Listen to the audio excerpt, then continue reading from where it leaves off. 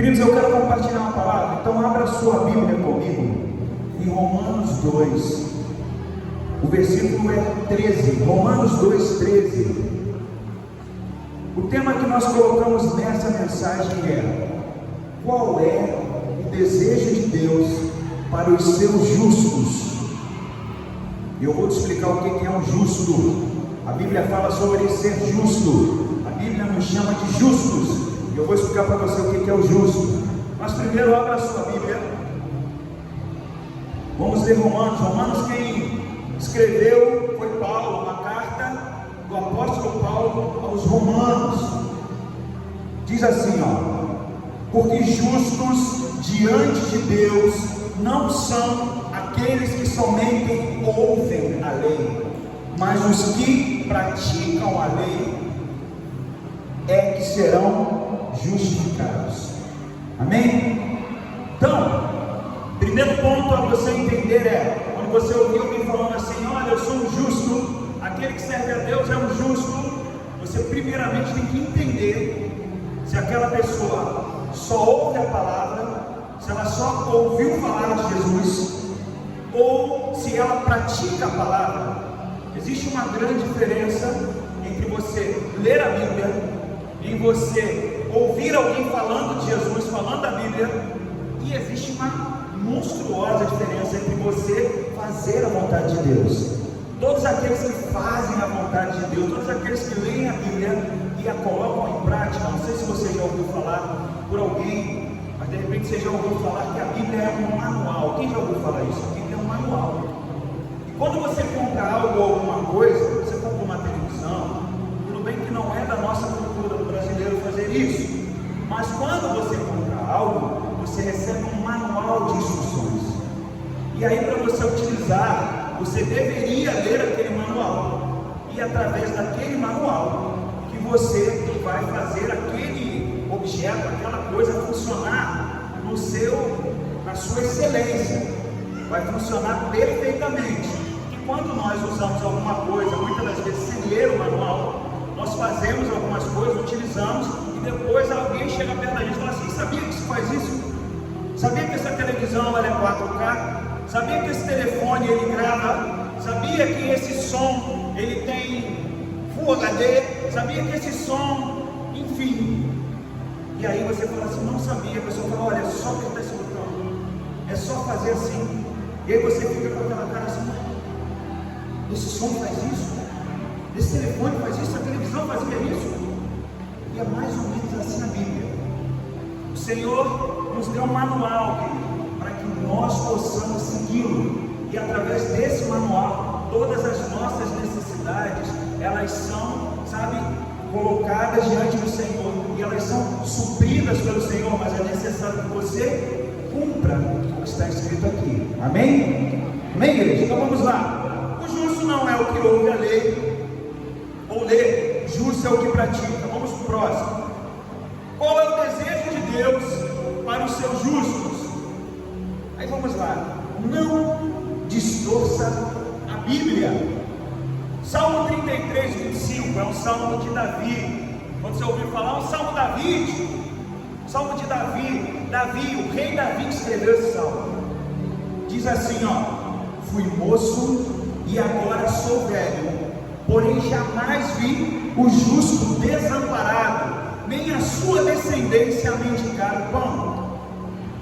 Queridos, existe um paradoxo, existe uma interrogação, existe uma colocação sobre alguns versículos que falam sobre isso, que alguns crentes e não crentes falam assim: não, peraí, eu sirvo a Deus, então eu não posso passar necessidade. Eu sirvo a Deus, então eu não posso passar luta. Eu sirvo a Deus, não pode me faltar o pão. Davi está falando, o salmo de Davi está falando, a Bíblia está falando. Mas aí nós vamos entender algo. Você precisa entender que a palavra não está dizendo assim, nunca vi um servo de Deus mendigar o pão. Davi não está dizendo assim, nunca vi um crente mendigar o pão. Davi não está dizendo assim, nunca vi uma pessoa que entrou numa igreja, que não faz mal a ninguém, que é boa, que é maneira, que é legal. Eu nunca vi uma pessoa dessa mendigar o pão. Não, a Bíblia está dizendo, através da boca de Davi, o seguinte: eu nunca vi um justo mendigar o pão. Eu nunca vi um homem e uma mulher que levam a sério a palavra de Deus, que cumpre a palavra de Deus, que foge do mal, que aquilo que está escrito aqui ele bota em prática, para quem fala assim: eu nunca vi e nunca verei uma pessoa que é comprometida com Deus e faz a vontade dele passar dificuldade. Essa é a palavra. A palavra é essa. Não distorça, não permita que distorçam a palavra de Deus, não permita que falem outra coisa, que a Bíblia não é mentirosa, não tem mentira na Bíblia. Todos os homens, todos os livros que estão na Bíblia são verdades da parte de Deus.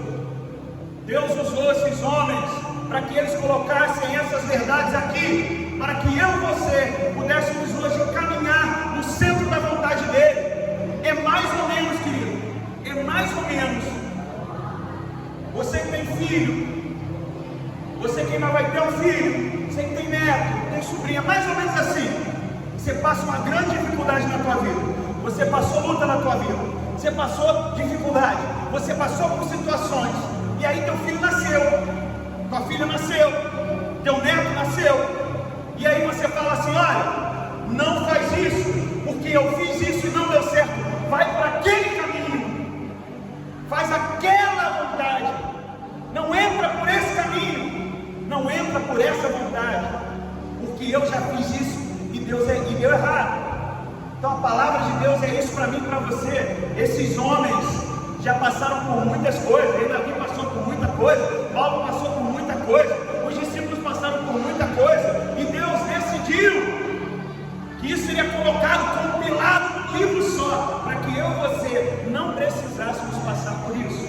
Passamos porque queremos, passamos porque escolhemos errado, desejamos não fazer a vontade de Deus e queremos que ela se cumpra em nós. Não vai acontecer. Só vai acontecer se você desejar e fizer a vontade dele. Amém? Amém? Vamos lá. Próximo. Vamos lá. Qual é o desejo de Deus para os seus justos? Eu quero falar aqui hoje sobre Ana. Eu quero falar aqui hoje sobre a oração de Ana. Eu quero falar aqui hoje sobre Eucana. A Bíblia vai falar sobre Eucana e Ana. Eucana é o marido, Ana é a esposa. A Bíblia vai dizer que Eucana, que é o marido, foi considerado o homem mais justo da terra na sua época. O que é o homem mais justo? É o cara que era mais consagrado, é o cara que desejava mais a Deus, é o cara que lia a Bíblia e botava em prática, é o cara que se consagrava, é um homem que estava ali diante de Deus. Eucana era esse homem.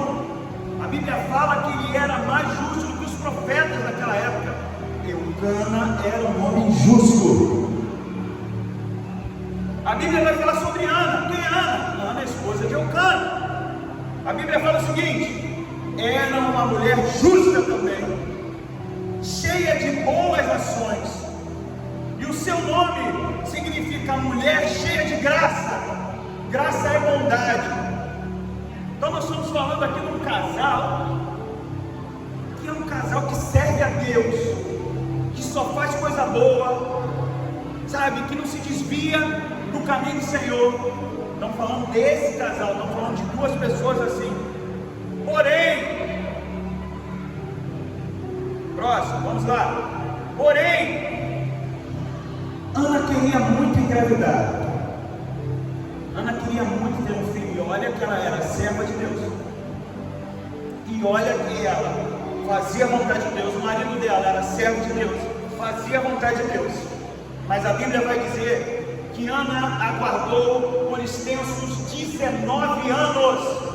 Ana aguardou 19 anos para engravidar, orando, suplicando, implorando a Deus, sem nada acontecer. Enquanto naquela época, e para aquele povo era autorizado ter mais de uma esposa. Então a Bíblia vai dizer que Ana também tinha uma outra esposa, Eucana, na verdade, perdão. Eucana tinha duas esposas, uma era Ana e a outra era Penina. Eucana, o judeu podia, o hebreu podia ter mais de uma esposa. Então ele tinha Ana e ele tinha Penina. Enquanto Ana guardava 19 anos para poder ter um filho, a Bíblia vai dizer que Penina teve 10. Agora você imagina, você mulher, você marido, você tem duas esposas e você ama mais a que não tem tanto filho. E essa mulher estava desesperada, orando, suplicando, implorando a Deus: Deus, dá um filho. Dá um filho, Senhor. Existe uma canção antiga da Fernanda Brum: dá-me filho, senão morro. Senhor, eu não aguento mais. Eu faço a tua vontade. Eu vou para a igreja. Eu faço tudo que tu quer. Senhor, eu sou tua serva. Meu marido é teu servo. Mas eu não recebo aquilo que a minha oração te pede, aquilo que está no meu coração. De repente nós estamos aqui assim nessa noite. De repente você está dentro da igreja, ou você saiu da igreja, ou você desistiu da igreja, porque você ficou um mês, um ano, 2 anos. Eu quero dizer para você, Ana aguardou 19 anos, implorando, orando e suplicando a Deus, enquanto a outra esposa ia tendo filho, um após outro, ano após ano, 10 filhos, em meio processo. E você pode pensar assim: que injusto, que Deus é esse? O Deus que é justiça, que me chama de justo, e essa injustiça acontecendo? Vamos lá. Será porque Deus não respondia a oração e não dava a Ana justa e cheia de boas ações que ela pedia? Será que ele era injusto? Será que às vezes nós ficamos numa situação assim: olha, eu estou doente, eu quero filhos, eu preciso de grana, cadê Deus? Vou parar de servir, vou parar de ir para a igreja, porque quando eu estou fora da igreja as coisas acontecem. Quando eu não quero saber de Deus, parece que tudo acontece. Eu não aguento mais, eu vou sair da igreja, eu vou desistir. Já tem 30 dias inteiros. Me prometeram que quando eu colocasse o pé dentro da igreja, a minha vida seria mudada. Mentira para você. Não é instantâneo. Deus não é abracadabra. Deus não vai mudar a tua história porque você decidiu hoje entrar na casa dele, que você está aqui há 30 dias. Tudo tem um propósito, meu irmão. Conforme nós fomos lendo essa palavra, eu vou conseguir te explicar. Existe um propósito, existe um tempo, existe um porquê. Mas vamos lá. A pergunta: será que Deus não gosta de mim, pastor? Eu gosto de todo mundo. Sabe por quê? Porque eu olho para o meu vizinho e ele tem um carro bom, ele tem uma casa boa, ele está com dinheiro no bolso, ele faz churrasco todo dia. Deus não gosta de mim. Então eu vou largar esse Deus. Ele é injusto. Ele é brincalhão. Ele é mentiroso. Não é isso? Nós falamos disso. Mesmo que a Bíblia fale que ele não é homem para que minta, nem filho do homem para que se arrependa. Mas vamos lá. Qual o desejo de Deus para os seus justos? O ponto é, precisamos pensar: qual é o principal objetivo da nossa vida? Com qual propósito que Deus me criou? Com a internet, esse negócio de Instagram, Facebook agora, uau! Todo mundo tira foto feliz, todo mundo é rico, todo mundo está bem, ninguém briga mais. O casamento está lindo, a história está linda, a pessoa está morrendo, mas a foto fala outra coisa. Mas Deus criou você para quê? Para se divertir? Não. Deus, eu vou orar agora, Senhor, porque eu preciso de alegria. O propósito meu, Senhor, é me divertir. Eu preciso passear, me alegrar, viajar. Não, Senhor, o Senhor me criou para que eu seja rico. Rico para esbanjar, para ter carro, para ter casa. Esse é o meu propósito. Não, é a fama. Não, é ser importante. Não é falar várias línguas, é ser poliglota. Senhor, eu nasci para falar muitas línguas. Eu nasci para ser um cara, eu nasci para ser um homem. Eu nasci para ser a mulher. Qual o propósito, irmão? Será que Deus te criou para isso? Que loucura! Que doideira que a gente coloca na nossa cabeça. Deus me criou para eu ser rico e gastar dinheiro. O teu propósito é tão poderoso assim, irmão. Tu nasceu para nada e coisa nenhuma. Tu nasceu para mostrar para o irmão do teu lado que tu é bom. Para você passar as pessoas falando: oxe, me dá um like aí. Ih, aqui cara. E eu pastor Vânia. Uau. Pronto, pode morrer. Teu propósito está cumprido. Já te olharam, já fizeram algo para você, já tem 1 milhão de seguidores, já está nas festas já, mais badaladas. É para isso que Deus te criou? Ou será que nós fomos criados para cumprir a vontade de Deus? Está criado para quê, meu irmão? O que colocaram na tua cabeça? O que é o teu professor? O que é a mídia? O que é o teu conhecido? O que ele colocou na tua cabeça? Tu cresceu pensando no quê, meu irmão? Então você tem uma voz boa, tu vai ser aquele cara que canta, fica rico, bota cordão de ouro, meu irmão, e pega a mulherada toda e tem 50 mansões. É para isso que você nasceu? Será que Deus projetou uma vida tão medíocre para você? Essa porcaria, essa imundícia que Deus deixou para você? Mas vamos lá, vamos andando. A resposta, próximo slide. A resposta para a pergunta do título: qual é o desejo de Deus para os seus justos? Agora que você sabe o que é o justo, a resposta é: nos proporcionar o maior prazer que existe.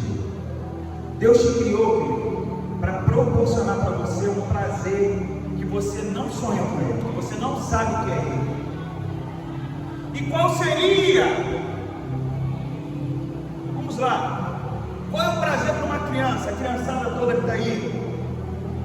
O maior prazer para uma criança pode ser um chocolate. O maior prazer. Pode ser um parque de diversão. Pode ser jogar um videogame. Para um pai pode ser ver futebol. Pode ser um churrasco. Pode ser pescar. Para a mãe pode ser um shopping center. Pode ser viajar. Uma mãe, o maior prazer pode ser ficar algumas horas sem os filhos. Vai ficar tocado agora. Vai deixar eu saber. Um dia de paz, spa, prazer. O prazer que está no teu coração. De repente você vai para casa e fala assim: ai, já pensou se amanhã eu acordo, tem muito dinheiro na minha conta e eu posso viajar? Ah, eu vou para o spa. Ah, eu vou para Maldivas. Ah, eu vou para o shopping. O que é o teu prazer, brother? O que está no teu coração? Quão pequeno, quão coisa nenhuma é o prazer que você acha que vai satisfazer você, que vai satisfazer a tua vida? Vamos embora. O problema, próximo slide, é que Deus sabe que nenhuma das opções que mencionamos dará realmente a ninguém o maior prazer da vida. Porque o maior prazer que o ser humano pode ter na sua vida é sentir a alegria. Sabe aquela galera que está cheia de grana, está morando na Zona Sul, cheia de grana, viaja quando quer, quando onde quiser, e aí no noticiário sai assim: o milionário cometeu suicídio. A pessoa que está lá cheia de grana, mas não consegue ter um filho, a mulher que não consegue ter um filho, o marido que não consegue ter um filho, uma casa que é incompleta. Sabe essa galera que tem tudo e não pode ter aquilo que quer? Sentir a alegria dentro da sua alma de estar junto, conectado, se relacionando com o seu Criador, o Eterno, o seu Deus, o seu Pai. Essa é a maior alegria. Estar junto de Deus. Sabe por que as coisas lutam? Tudo coopera para que você não esteja perto de Deus. Porque o mundo, o teu inimigo, ele sabe que se você estiver perto dele, você vai começar a sentir prazer. Você vai começar a estar feliz.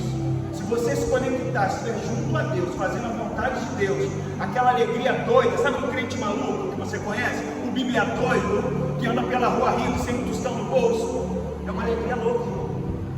Que amanhã você tem boleto para pagar, que amanhã tem um monte de problema para resolver, o cara está rindo, está feliz. Eu amo Jesus, eu amo esse Deus. Ah, se eu morrer agora eu estou satisfeito, Senhor. Ah, Senhor, muito obrigado. É essa alegria, é isso, é mais ou menos disso que nós queremos falar. O que Deus pode te proporcionar, não em coisas, mas em satisfação na sua alma, é no teu interior, é o vazio, que quando você ora, e você pede, e aquela coisa vem, caramba, orei, aconteceu, tu estava orando há tanto tempo, o troço aconteceu, e agora? Ih, caraca, o que eu vou fazer? O que eu faço agora? Ih, era só para orar, agora que veio, tu nem sabe o que tu vai fazer com o carro agora, que tu estava orando por um carro que não tem carteira, que tu queria um carro automático e tu só sabe dirigir carro manual, que tu queria uma casa, mas tu tem medo de primeiro andar e tu quer morar num condomínio, que tu queria dinheiro e agora tu não sabe mais o que fazer. Isso aqui que eu vou fazer com isso? O que eu vou fazer com isso? Mas vamos lá. Qual é o desejo de Deus para o seu justo? Para termos qualquer tipo de prazer, é o que nós estamos falando, que desejamos na nossa vida. É necessário ter um treinamento, você vai entender, para que possamos usufruir ao máximo dele. Vamos lá, vou te dar um exemplo. Gosta de ler? Pode ler, filho. David pode ler. Pode ler. Pode ler. Mas se eu te der um livro e você não souber ler, o que adianta eu te dar um livro se você não souber ler? Tu vai ler as figuras? Olha, eu tenho livro. Eu não sei o que quer dizer não, mas eu estou lendo as figuras. Estou olhando as figuras. A mesma coisa é, eu vou viajar, eu quero viajar. A gente está falando, eu quero viajar. Bom, surgiu a oportunidade para você viajar. Vai como? Tu fala a língua de lá? Se for fora? Tu já estudou o local para você ir? Eu já viajei para lugares que eu fui, fiquei no hotel, dormi e vim embora. Não conhecia nada. Aí depois eu descobri que tinha cachoeira, que tinha passeio, que tinha, mas eu nem pensei em nada, eu só queria tanto ir que eu fui. E aí eu fui para dormir, eu dormi em casa, sem gastar dinheiro. Vamos lá, pescar, pastor Vânia. Como é que a gente pesca? Se eu desejar hoje, que eu não desejo, não quero, não gosto, mas o pastor Vânia que gosta de pescar. Para ele pescar, ele tem que primeiro preparar o material da pesca, e ele tem que ir para um lugar aonde ele saiba onde jogar a linha, porque senão, querido, ele vai lá com o material errado, no lugar onde tem um tipo de peixe e não era aquele peixe, e aí ele joga a linha no lugar onde o peixe não fisga. Então, querido, para tudo na vida, para você poder usufruir, senão você vai usufruir meia boca. Você vai lá para pescar, e pesquei nada. Fui lá pescar, mas não pesquei. Ganhei um livro, não sei ler. Viajei, não fui em lugar nenhum. Amém? Amém, igreja? Estão entendendo o que a gente está falando? Vamos lá, já estamos terminando. Próximo slide.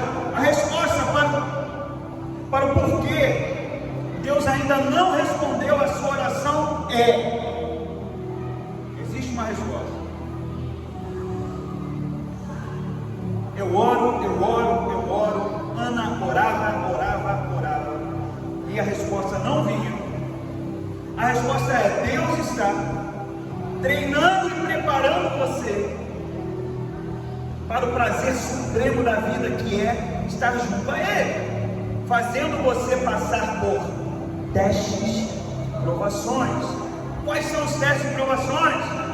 Doenças, lutas, guerras, falta de filho, pobreza, etc, etc, etc. Tudo isso está fazendo você orar e se consagrar a Ele como jamais você faria na sua vida.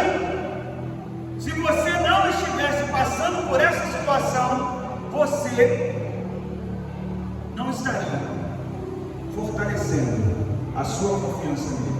Então tudo que acontece, a Bíblia vai dizer o seguinte: todas as coisas, todas cooperam para o bem daqueles que amam a Deus.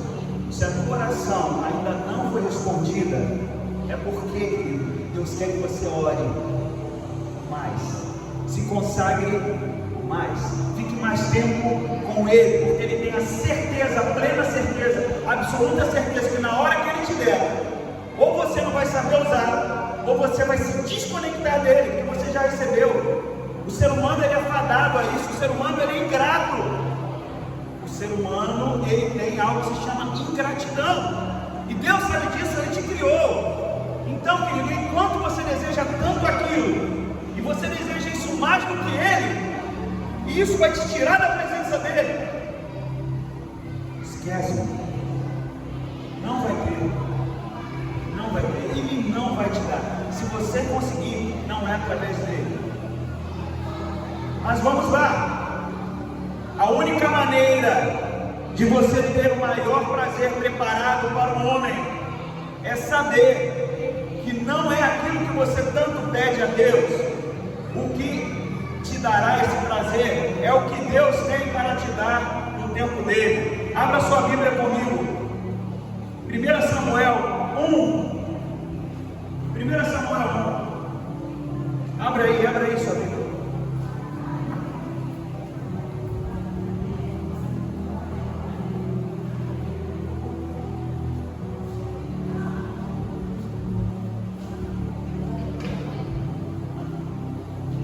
Vamos lá. 1 Samuel 1, eu estou lendo a versão Nova Almeida atualizada. São várias versões que a Bíblia tem. Então, para você me acompanhar, se você quiser, eu estou na nova versão atualizada.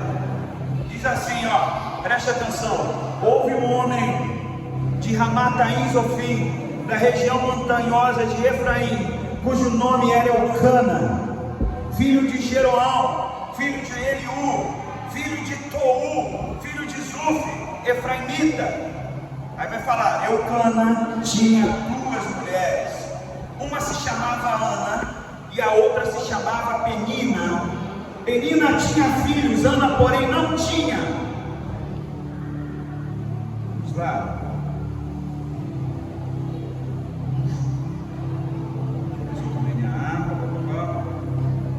Ana porém não tinha. Versículo 3: todos os anos esse homem ia da sua cidade para adorar e sacrificar ao Senhor dos Exércitos em Siló, onde Hofni e Finéias, os dois filhos de Eli, eram sacerdotes. No dia em que Eucana oferecia o seu sacrifício, ele dava porções deste a Penina, sua mulher, e a todos os seus filhos e filhas. A Ana, porém, dava uma porção dobrada, porque ele amava, mesmo que o Senhor a tivesse deixado estéril. Penina, sua rival, preste atenção, ele amava a Ana. Então, por Penina saber, ela se torna rival. Penina, sua rival, a provocava excessivamente para irritar, porque o Senhor a tinha deixado sem filhos. Isso aconteceu ano após ano. Todas as vezes que Ana ia à casa do Senhor, a outra irritava. Por isso Ana se punha a chorar e não comia nada. Então Eucana, seu marido, lhe disse: Ana, por que você está chorando? E por que não quer comer? E por que está tão triste? Será que eu não sou melhor para você do que 10 filhos? E aí, querido, isso é um processo. Isso aí, a Bíblia, você vai ler um capítulo e você vai achar que aquilo aconteceu num dia, uma hora, uma semana. 19 anos. Sobe até ao momento da adoração, faz sacrifício a Deus, é uma mulher coerente na presença de Deus, faz a vontade de Deus, e ela chora, porque mesmo ela fazendo a vontade de Deus, tem uma inimiga, uma rival que está lhe falando: você não vai ter filho, Deus não vai te ouvir, não vai acontecer nada na tua vida. Às vezes nós temos rivais dentro da nossa casa, dentro da nossa família, nós estamos orando, nos posicionando diante de Deus, falando: Deus vai me dar, vai acontecer. A pessoa não vai, não vai, não vai, não vai. Cadê o teu Deus? Aonde está o seu Deus? Para que você vai comigo para a igreja? Não vai para a igreja, amaldiçoa o teu Deus, sai desse lugar, Deus não vai fazer nada na tua vida. E aí nós nos entristecemos e paramos, desanimamos. A Bíblia vai dizer que Ana continuou. Vou de novo, ano que vem eu vou de novo, e eu vou continuar adorando a Deus, e eu vou continuar orando a Deus. E ela continuou. E no verso 9 fala assim, ó: a oração e o voto de Ana. Certa vez, após terem comido e bebido em Siló, Ana se levantou, quando o sacerdote Eli estava sentado na sua cadeira, junto ao pilar do templo do Senhor. Ana estava dentro da casa de Deus, e o sumo sacerdote Eli estava lá. O sumo sacerdote estava lá, e Ana participou do momento da comunhão. Ela comeu, ela bebeu, e de repente Ana, a Bíblia vai dizer no verso 10: e Ana, com amargura de alma, orou ao Senhor e chorou muito. E ela fez um voto dizendo: Senhor dos exércitos, se de fato olhares para a aflição da tua serva, e te lembrares de mim, e não te esqueceres da tua serva, e lhe deres um filho homem, eu dedicarei ao Senhor por todos os dias da sua vida, e sobre a cabeça dele não se passará navalha. Ela fez um voto: se me der um filho, eu vou devolver esse filho, e ele será um sacerdote, e sobre a cabeça dele não se passará navalha. Era um voto que se fazia, que não cortava o cabelo, não cortava a barba, era o voto de nazireado. E ela falou assim: ó, Samuel será nazireu, eu vou ter um filho. Eu vou fazer o seguinte: eu estou orando 19 anos, eu devo estar orando errado. Deus, vou fazer o seguinte: se tu me der o que eu estou te pedindo, eu vou te devolver. Vai ser para você. Samuel vai ser meu filho, mas ele vai ser teu, muito mais teu do que meu. Vamos lá. Ana continuava a orar diante do Senhor, e o sacerdote ali começou a observar o movimento dos seus lábios, porque Ana só falava em seu coração, os seus lábios se moviam, porém não se ouvia voz nenhuma. Por isso Eli pensou que ela estava embriagada. Ele disse: até quando você vai ficar embriagada? Trate de ficar longe do vinho. Porém Ana respondeu: não, meu senhor, eu sou uma mulher angustiada de espírito, não bebi vinho, nem bebida forte, apenas estava derramando a minha alma diante do Senhor. Não pense que eu, essa sua serva, sou ímpia. Eu estava orando assim até agora, porque é grande a minha ansiedade e a minha aflição. Então ele disse: vá em paz, e que o Deus de Israel lhe conceda o que você pediu. E Ana respondeu: que eu possa encontrar favor aos seus olhos. Então ela seguiu o seu caminho, comeu alguma coisa e não estava mais triste. Querido, se você for continuar lendo, a Bíblia vai dizer que o marido de Ana, ele vai ter relação com Ana, e Ana engravida, e Ana tem Samuel, e a Bíblia vai dizer que Ana devolve Samuel para Deus.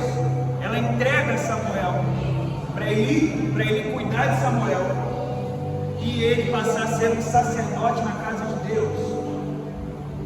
Vamos lá, para a gente finalizar aqui. Ana era justa, ela não só lia, mas ela cumpria a vontade de Deus, ela cumpria a lei, ela fazia coisas boas, era bondosa, porém mesmo assim orava a Deus há 19 anos e não engravidava, e era afrontada. Quando Ana entendeu o que ela realmente precisava, ela entendeu que ela precisava de Deus, ela mudou a sua oração, e ela passou a oferecer a Deus aquilo que ela achava ser o maior prazer que ela poderia ter na sua vida.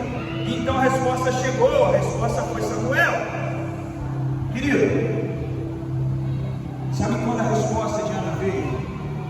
Quando ela teve filho, quando ela entendeu que não era ter um filho, não é Deus te dar uma família, Deus te dá um esposo, Deus te dá uma esposa, não é Deus te dar um mega trabalho, não é Deus entupir a tua conta bancária de dinheiro, não é isso.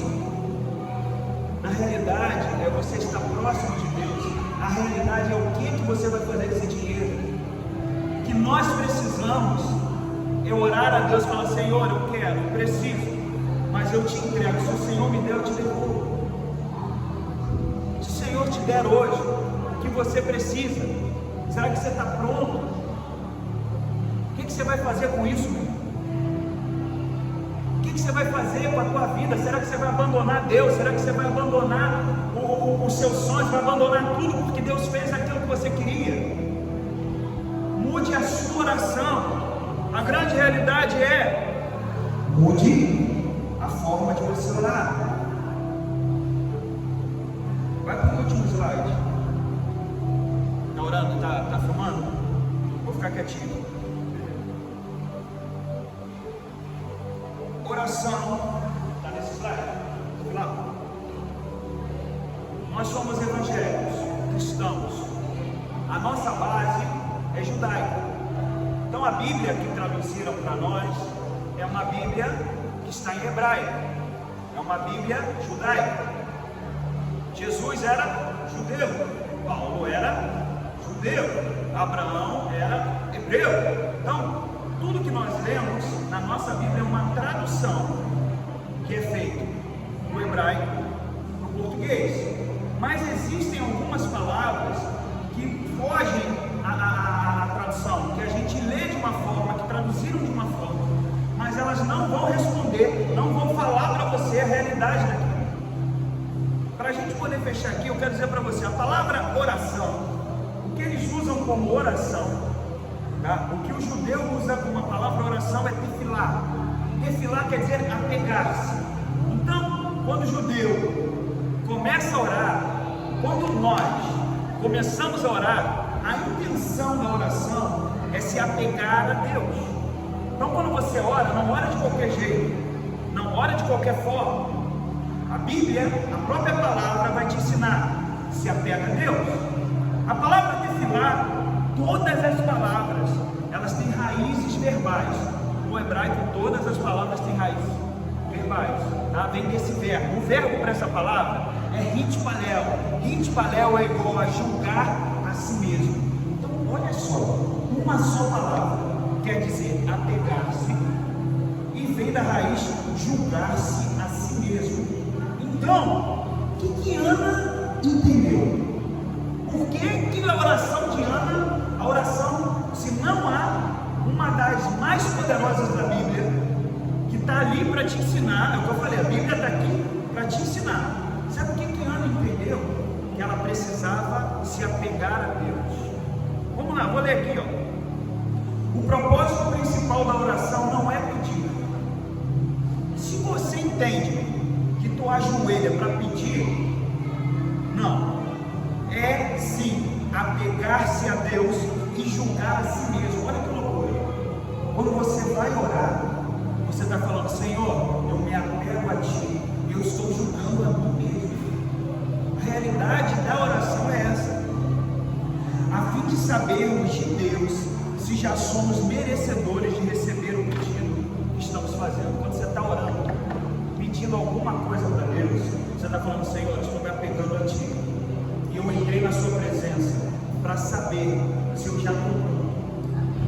Será que eu já estou pronto, Senhor? Se eu já estiver pronto, Senhor, o Senhor pode me dar. Pode me dar, sabe por quê? Porque agora eu acho que eu estou pronto. Porque aquilo que eu achava que era tão poderoso, que ia mudar a minha vida, eu vou entregar para o Senhor. Fique tranquilo. O dinheiro que eu tiver, eu vou compartilhar. Não será só meu.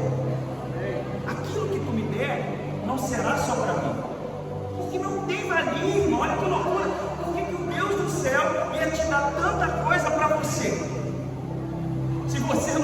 compartilhar isso com ninguém. O Evangelho é dar, irmão. Ó, Jesus é dar, igreja é dar, é compartilhar, é ação social, é você procurar saber se o irmão está precisando, é você não ter e compartilhar aquilo que você não tem, é você ter 2 ovos e você dar um ovo, é você ter um peito de frango, cortar no meio e falar, come aí, porque eu não vou morrer de fome e nem você. Aí Deus te dá 1 milhão e você guardou. Que loucura, irmão, por isso que você é provado. Hoje você não tem, para quando você tiver, você compartilhar. Hoje é de bicicleta, porque quando você tiver carro, você vai dar carona. Hoje a casa é pequena, porque quando você tiver uma casa grande, você vai hospedar aquele que não tem. Hoje o dinheiro é pouco, porque amanhã, quando você tiver, a conta do teu irmão não será mais dele, mas será tua. Deus nunca vai te dar nada só para você. Ele nunca vai abastecer uma oração que é só tua. Por isso, oração, quando você faz ela, você se apega a Ele e você fala, Senhor, eu entro em julgamento agora. Será que eu estou pronto? Eu já estou pronto. Se eu tiver, me dá, Senhor. Porque agora eu estou pronto para compartilhar. A sua oração só será respondida quando você deixar de ser uma pessoa que é egoísta. Quando você passar a amar aquele que você não ama mais. Entender. Sabe aquela pessoa que te fez mal? A Bíblia vai dizer, ame ele. Te fez mal, ama ele. Te roubou, ama ele. Tirou teu trabalho, ama ele. Que loucura, que injustiça. Mas você não quer ser chamado de justo? Não enche a boca, eu sou justo. Querido, se você está dentro da igreja, você não entende o que você faz dentro da igreja, é perda de tempo. Se você serve um Deus que te explica como tem que fazer e você não faz, é perda de tempo. Ele não vai te obrigar a ficar aqui dentro, não, irmão. Nós não vamos te obrigar a ficar aqui dentro, não. Você tem que estar aqui consciente, porque assim as coisas vão acontecer, aí você vai dar glória. Senão você vai sair daqui reclamando. Eu entrei na igreja para ser rico. Eu entrei na igreja que disseram que se eu dizimar 1.000. Ah, mas se te disseram isso, queridos, é uma loucura. Procura na Bíblia, me mostra. Se tiver na Bíblia, ele vai cumprir. A Bíblia não vai dizer isso. A Bíblia vai dizer que a porcentagem que você dá, os 10% que você dá, é para manter. Na época era para manter o templo, manter os sacerdotes, porque os sacerdotes, a tribo de Levi, ela não tinha direito a ter uma terra, ela não tinha direito a ter uma casa. Então esse dinheiro sustentava eles, e hoje esse dinheiro sustenta a igreja. Como é que paga a luz? Que loucura! Se tem ladrão em toda a religião. Tem médico ladrão, irmão. Político nem se fala, mas também tem político que não rouba. E aí, meu irmão? Criaram algo, colocaram na nossa mente e travaram a possibilidade de nós sermos abençoados. Travaram a possibilidade de você ser abençoado por Deus. A sua oração é uma oração errada, porque ensinaram para você que orar é pedir. Senhor me dá, Senhor me dá, Senhor me dá, Senhor me dá, Senhor me dá. E Ele não dá. E Ele se transforma num Deus mau, porque algumas pessoas vão na televisão e falam, Deus me deu. Cadê? Deus deu o quê? Por mérito de quê? Em nome de quem? Sabe por que você ora em nome de Jesus? Pelo mérito do nome dele. Se você orar, querido, vou terminar. Se você orar, fizer uma oração normal e terminar essa oração, ela não passa daqui, que não tem mérito. A tua oração, ela depende de mérito. Jesus morreu na cruz, se sacrificou por mim e por você. Ele abriu uma conexão por tudo que Ele fez. Eu oro e declaro, em nome de Jesus, e a oração vai até os céus. Senão é só pedido, é só perda de tempo. Por isso que os antigos declaravam, Deus de Abraão, Deus de Isaac, Deus de Jacó. Pelo mérito de Abraão, pelo mérito de Isaac, pelo mérito de Jacó. E hoje nós declaramos, pelo mérito de Jesus, que morreu na cruz, se sacrificou, é por Ele. Eu estou orando, que a minha oração chegue até a Ti, Senhor. Julga a minha oração.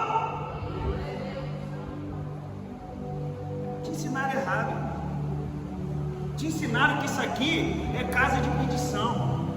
Ó, tem Jesus aí, me dá um dinheiro. Aqui não é casa de mendigo. Aqui não é um ambiente que você vai ficar mendigando. Aí você declara: meu Deus, eu dou do ouro e da prata, e você é um mendigo. Me dá, Senhor, me dá. Veste a capa de mendigo e fica: Senhor, eu quero, me dá. Eu preciso, se você não me der. Quem somos nós, querido? A oração não é: se você não me der, eu vou embora. A oração é: Senhor, se eu estiver pronto, me dá que eu te devolvo. Que eu aprendi que o que é meu é teu.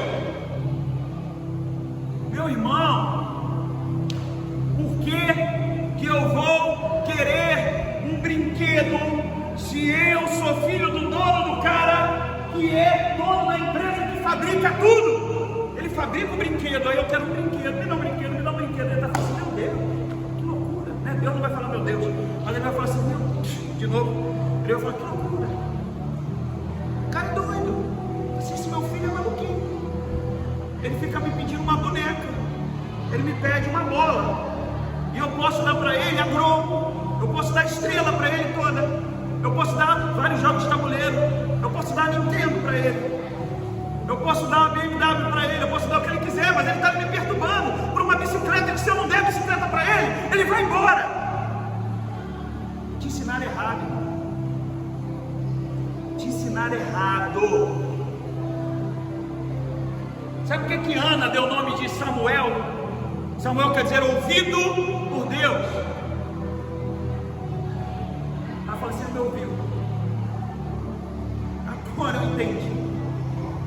Tive que passar por tudo isso. Querido, a Bíblia vai dizer no capítulo 2 do 1 Samuel, agora 2 Samuel, não vou ler, fique tranquilo, já estamos indo embora.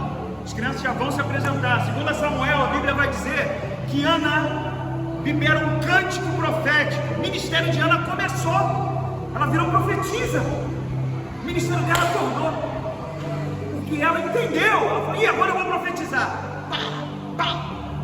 Vou parar de pedir, eu sou profeta. O profeta não pede, libera a palavra. Ela começou. A Bíblia vai dizer, anota aí, 1 Samuel 2:21. Anota aí. Assim o Senhor abençoou Ana, e ela engravidava, teve mais 3 filhos e 2 filhas, e o menino Samuel crescia. Ana teve mais 5 filhos. Depois que ela entendeu, ela não conseguia um. A Bíblia vai dizer que ela teve mais 5. Está entendendo, meu irmão? É o bloqueio, é a cauterização, é o que está na tua cabeça, é a oração errada, é o tempo que você está perdendo. Para de perder tempo, meu irmão, pedindo. Para de perder tempo se colocando da forma errada. Começa a orar a Deus. Senhor, eu me abraço a Ti, eu me agarro a Ti, e eu quero saber, Senhor, eu já estou pronto para receber? Porque quando eu receber, vai ser para a honra e glória do Teu nome. Porque quando vier um filho, eu te devolvo, porque Ele vai continuar te dando, meu irmão. Ele é um dono. É isso que você não entende, querido. Você está pedindo uma coisa pequena e vai morrer, pedindo uma coisa pequena sem receber, porque você é abusado. É o filho abusado, é o filho ingrato, é o que faz pirraça. Vai para dentro do shopping, se joga no chão, bate perna. Meu pai não me dá, não gosto mais de você, você ir na sua casa, vou morar sozinho. É isso que nós fazemos, recriminamos os nossos filhos, recriminamos as crianças e fazemos exatamente isso com o Eterno, com o Criador. É o Deus que tu chama de Pai. A hora que você parar de fazer pirraça, se colocar e falar: Senhor, que seja feita a tua vontade. Todas as coisas, sabe o que é todas as coisas cooperam? Eu vou falar essa vida inteira. É todas. Doença está cooperando. Vizinho arrumou problema contigo, se levantou contra você. Alguém se levantou contra você, falou uma bobagem para você. Todas as coisas cooperam. Então foi Deus que permitiu. Não adianta você dizer: Deus toma a direção da minha vida. Será que Ele só toma a direção das coisas boas? Que loucura é essa? Deus toma a direção de tudo. Está doente? Deus deixou. Está com problema? Deus deixou. Arrumar problema contigo? Deus deixou. tudo é dele, meu irmão. Você está pecando quando você fala assim: Senhor, o que o Senhor permitiu? Você está simplesmente falando para Deus: você não sabe o que você está fazendo? Não. Acorda. Acorda igreja, acorda homem, acorda mulher. O Deus desse lugar, o eterno, que é meu Pai, não é o Deus que pregaram lá fora, não é o Deus que estão bagunçando na internet, não é o Deus que faz troquinha, não é Deus de permuta.